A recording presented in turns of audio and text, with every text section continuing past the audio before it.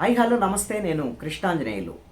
తెలుగుదేశం జనసేన బీజేపీకి సంబంధించినటువంటి ఉమ్మడి మేనిఫెస్టో సభ ప్రజాగళం సభకి ప్రధానమంత్రి వస్తున్నారు. ఆంధ్రప్రదేశ్ ప్రజలు ప్రధానమంత్రి నరేంద్ర మోడీ నుంచి ఖచ్చితంగా ఈ ప్రశ్నలకు సమాధానాలు కోరుతున్నారు.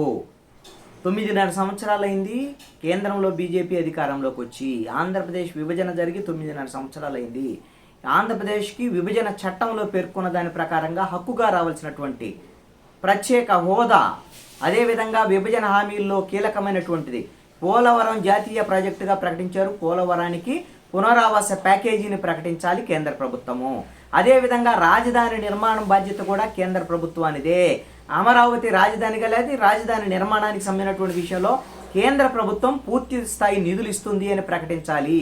అదేవిధంగా ఉత్తరాంధ్ర, రాయలసీమకు సంబంధించినటువంటి 7 జిల్లాలకి పునరావాస ప్యాకేజీ ఇస్తామని ప్రకటించాలి. రామాయపట్నం పోర్టు ప్రకటించాలి.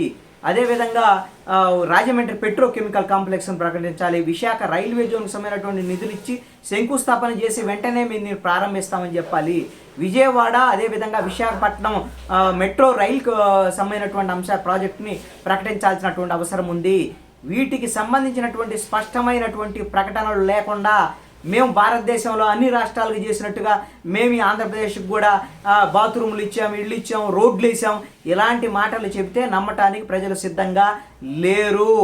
ఈ రోజున ఆంధ్రప్రదేశ్కు అన్ని రాష్ట్రాలకు చేసినట్టుగా మీరు డెవలప్మెంట్ చేసామంటే కుదరదు. విభజన ద్వారాగా జరిగినటువంటి నష్టాన్ని ఖచ్చితంగా హక్కుగా రావాల్సినటువంటి అంశాన్ని కేంద్ర ప్రభుత్వం ఇచ్చి తీరాల్సిందే.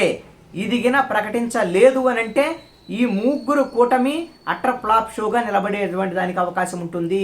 అదేవిధంగా రాజధానికి నిధులు, అదేవిధంగా పోలవరానికి సంబంధించినటువంటి పునరావాస ప్యాకేజీ ప్రకటన, విభజన హామీలు, ప్రత్యేక హోదామైన ప్రకటన చేస్తే మాత్రమే ఇది సూపర్ హిట్ కూటమిగా మిగిలేదానికి అవకాశం ఉంటుంది. ఈ బాధ్యత తెలుగుదేశం జనసేన మీద ఉంటుంది. ప్రధానమంత్రి మీద ఆ విధమైనటువంటి ప్రకటన చేయించేటువంటి బాధ్యత. ఈ ప్రకటన చేయించలేదు అని అంటే తెలుగుదేశం జనసేన రాజకీయ అవసరాల కోసం బీజేపీతో కలిసిందని ఒక గుదిబండలాగా బీజేపీ మీద ఉండేటువంటి వ్యతిరేకత కూడా తెలుగుదేశం జనసేన మీద పడేటువంటి అవకాశం ఉంటుంది. ఈ కూటమి అట్టర్ ఫ్లాప్ అయ్యేటానికి అవకాశం ఉంటుంది.